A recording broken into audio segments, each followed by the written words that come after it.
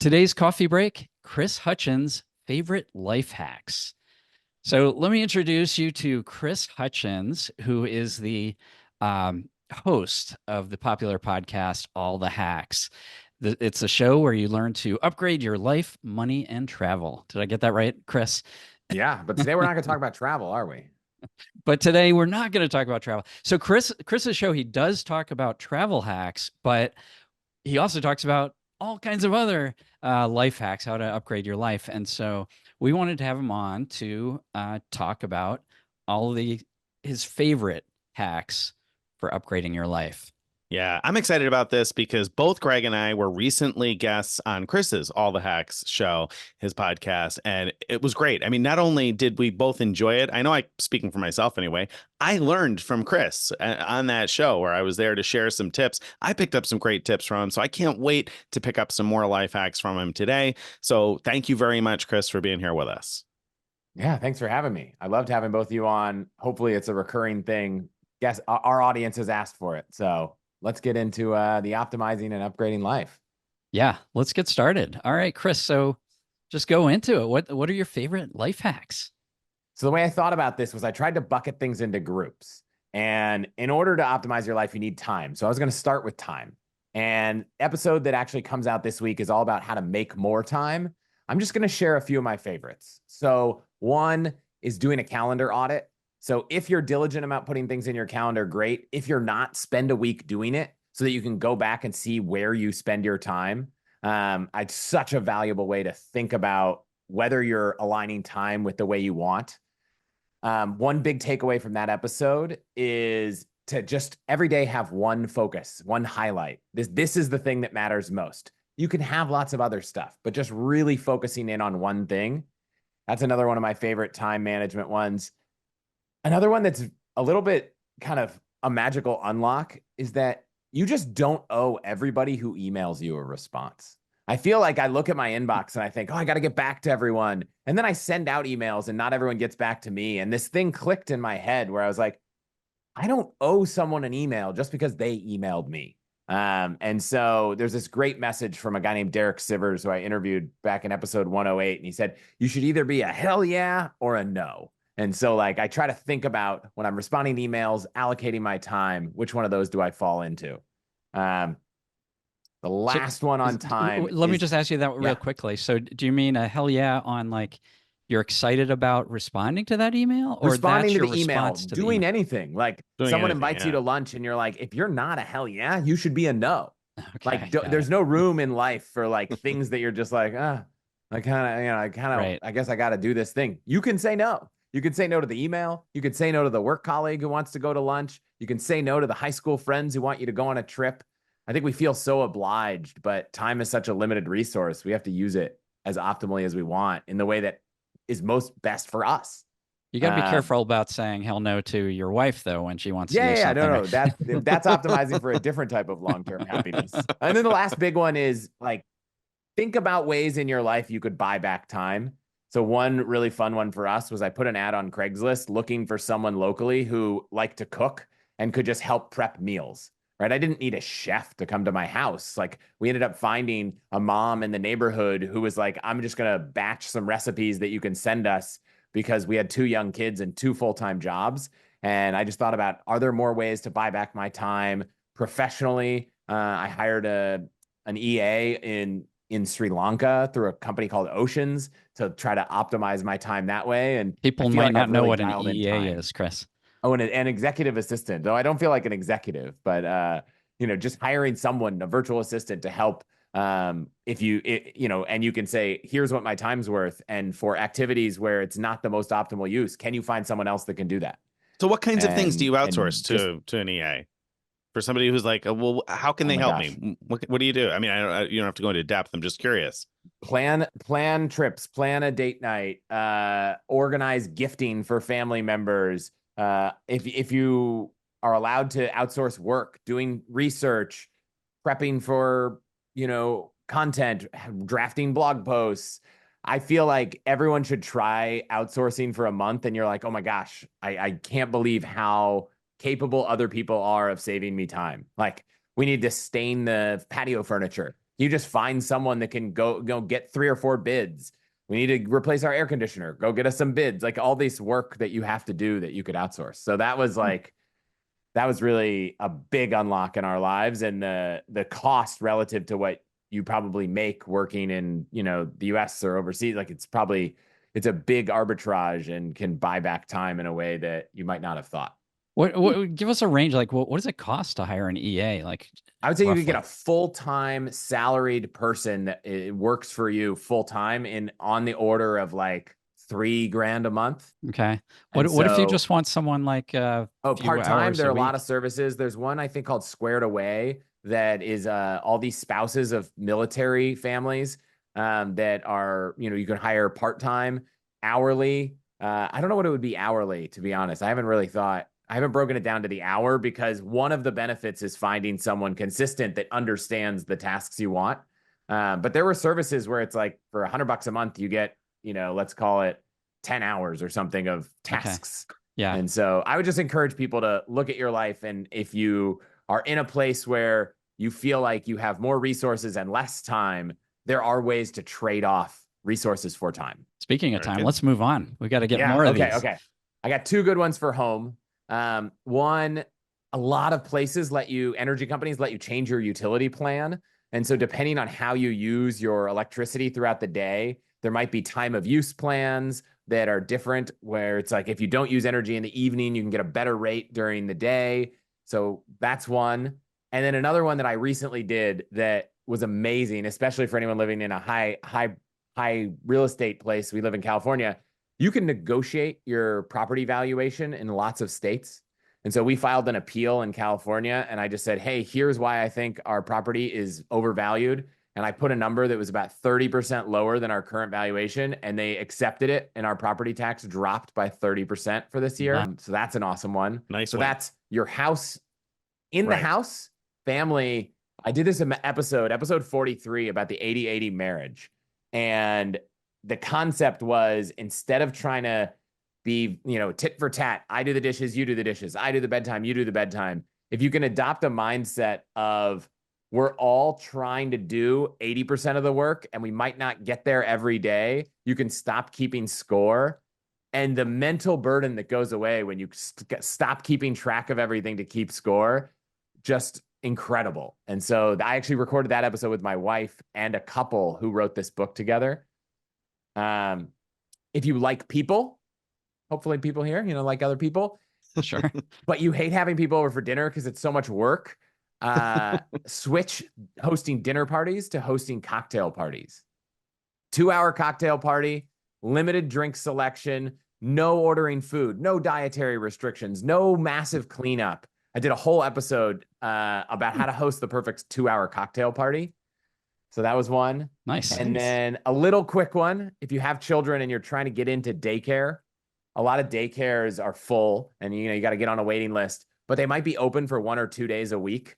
And so you get priority for the rest of the days of the week once you're on the list. So I know a lot of people I've told this to, they're like, they got in for 1 day a week, and then within 3 weeks, they got in for 5 days a week. Whereas the people on the wait list for 5 days a week, they're still sitting there waiting. So that's some of my family stuff. That's a smart one. That's one that's probably useful in a lot of big cities. And I love the property tax one, because my goodness, if you save 30% on your property tax, there goes, paying for an EA for a while, right? So like, that you could save enough to hire yourself. In California, it's pretty meaningful. Right. Yeah. And I know we got to give people their money back if we take too long. So if you need more money, every state has a unclaimed money database where you can go search for yourself, or you can honestly search for anyone if you have their address. And so I have had listeners and family members find $10 and find $1,000. And so it's unbelievable how often people find out that an old health insurance company or cable company owed them $50, $100, $200, $1,000. So not only do I love doing this for me, just to make sure I don't have money out there, and in the Points and Miles world, I had a bunch of Delta gift cards that for some reason I had never used, and they just transferred over to the state and I could claim them. But every time I go to one of these dinner parties at someone's house, I always look them up, and I show up, and you could bring a bottle of wine, but it's kind of cool if you walk into dinner and say, hey, guess what? I found out that Comcast owes you $275 and here's a link to go get that. So That's that's great. one to get a little bit of extra money. I That's a love great that. idea. It's like a double Yeah. life hack right there. It is. It Yeah, is. And awesome. I ran into this recently because I used to buy a lot of gift cards like Neiman Marcus was a department store. I would do some double dipping to buy merchant stuff and then resell it and earn miles. And I got all of a sudden something out of the blue that was like, oh, you've got $2,000 in Neiman Marcus gift card money that we're going to transfer to the state. And it ended up in the unclaimed funds. And it was great. I ended up getting the cash, but I had totally forgotten that I had these gift cards years ago. And so, yeah, that's an awesome hack that could apply to lots of us that maybe aren't optimally organized. Yeah. Exactly. I won't go too deep on this because I've done an hour episode on each. But when it comes to cell phone plans and insurance plans, the amount of savings, I mean, we all heard that Geico saved 20% and, you know, how was it 20 minutes? But I would encourage everyone to dial in maybe once a year, once every 2 years. Just do your homework on your insurance and your cell phone plans. I have really consistently saved to the point that I think my T-Mobile plan right now is like $3 a month because I took advantage of a transfer in discount on a phone. And so the net cost each month is pretty low. And then now there's just so many great carriers from Mint Mobile, US Mobile that have really compelling offers that are starting to bring international travel on board, which was once my restriction for not using some of the discount carriers. If you're paying more than, let's call it $30 a month on unlimited everything, you are overpaying on your cell phone plan. Well, For sure. I'm definitely overpaying then. Yeah. I could probably just say if you're using Verizon or AT&T, you're also overpaying on your cell phone Another way plan. to do it. As a blanket statement. Fair statement. Yeah. Two last little money ones. One, I love this idea of creating money rules to simplify financial decisions. And so Ramit Sethi kind of coined this. I did an episode early on with him about it. But one that I used last night that this audience will appreciate is we have a rule in our house, which is whenever we buy super budget airline tickets, we just pay up to not have to deal with the stress of all of the extra fees. And so I bought a Transavia, I think, flight yesterday in Europe. And it was like an extra 70 euros to not have to worry about bags and go through the fast security and being able to change your flight if you need to and all this stuff. So we just have this rule. And yes, it costs some money. But I know that if I didn't have that rule, I would have been like, well, if we do this thing, it's 42 euros. And if we add on this feature and pick this seat, and it's just like all that overhead for a couple dollars. So I just have a rule. Ramit has a rule. He just always buys books, never questions an expense on books because you just, learning is valuable. And so when you can do that, it just makes a lot of your financial decisions easy. You can pre-decide in advance how you want to spend money when you're more intentional. And intentional matters with money because money is so much about psychology. So I did this episode with Morgan Housel about his book, Psychology of Money. And it's just like, it's wild how much everything is caught up in psychology. And I would say the biggest unlock for me, and what has ultimately been, no offense to you two, the most popular episode we've ever done was with a guy named Bill Perkins on a book he wrote called Die with Zero. Yep. And the psychology that changed for me was I have always been chasing that next milestone of my net worth, right? Got to go a little bit higher, got to go a little bit higher, got to go a little bit higher. And he wrote this book that was like, what's the goal? What's the end goal of having all this money? And it turns out that most people don't spend as much money as they think in retirement. And just to be clear, I say this from a place of I've been able to save. Not everyone has, that's a privileged place. But if you're in a place like that, you get to this age where you think, oh, once I'm retired, that's when I'm going to go climb Everest and, hike Machu Picchu. And then you look at your parents as they age and you think, wow, they're actually in their 70s and they're not able to do that. And so I just really started thinking about the seasons of life and got more comfortable spending in my 30s and, next couple of weeks from now, 40s in ways that are really aligned with what I want to do and not optimizing for more net worth and optimizing for spending and more intentionally. And so that was a really big unlock. It's episode 91. It literally fundamentally changed the way I think about money overnight. Nice. Wow, that's amazing. That yeah, really I haven't listened. Yeah, I haven't listened to that episode and I haven't read that book, but a friend told me about the book and it really inspired my wife and I to Give me a big raise. again, like you Die with said, zero. change sort of the way I'm we just- handle kidding. money, and like donate more to charitable causes that we care about, and to start transferring wealth to the next generation earlier rather than waiting till we die to do that, because they probably won't need it by then. Yeah.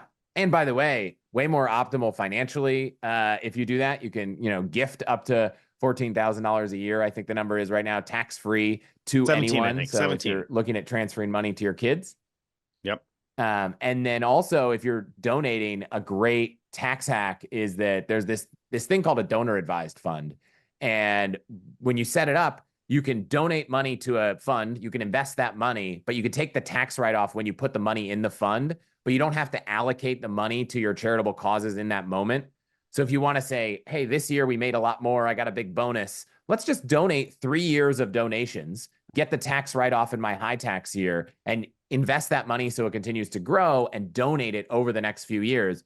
Oh, and by the way, now I only have one tax receipt to keep track of. I don't have one for every donation. So I use an app called Daffy that I strongly encourage people to check out, because it has lower fees than all of the Fidelity, Schwab, and Vanguard donor advised funds. So that's another great one. And when it comes to taxes, I personally think that if you're trying to optimize your money, the CPA is far more valuable than the financial advisor in terms of ways to dial in your financial situation, both short and long term. Okay, we're coming up on time. I got one category that I think is particularly relevant to people who build up large pools of money, but also points and miles, because I've had my points and miles kind of come under attack 3 or 4 different times, even before having a podcast. And so just locking everything you do down, from having a password manager, which is pretty common, but to consider having a separate email, and maybe even, now that some of these cell phone plans are cheap, a separate SIM card with a phone number for all your 2-factor for bank, financial, and airline mileage accounts has kind of really cut that kind of fraud attempts down to nothing. There are data brokers that sell your information on the internet. You can usually opt out of most of them in a long, painful process, or you can use a service like Delete Me and just pay an annual fee, and they'll continually remove that data. If you have a business, I went as far as to get a mailbox. So my home address, which is my business address, is not on every single public record. And so I use a service called Stable, and all the business mail goes there. They scan it in. I can get it. If I actually need it, they can forward it or deposit checks. But in the effort to go delete all of this information and hide yourself, I did an episode 78, which is a checklist. But I would encourage everyone not to remove yourself from the unsolicited mail databases, because doing that will sometimes remove your ability to get all of those Amex and Chase targeted mail offers. Right. So I wanted to get rid of everything I could except those, because every now and then you get those great credit card offers in the mail, and I'd want to keep those. So I'd run through that checklist, delete everything, but leave that last one there so you can get some bonuses. All This is right. fascinating. That was a great lesson. I love how you ended your all the hacks favorite hacks with a way to prevent getting hacked. That's really nice. So you're going to want to make sure you check this out. If you were as energized and enthused as we were about this, you're going to want to check out these full-length episodes. So where can they find you, Chris?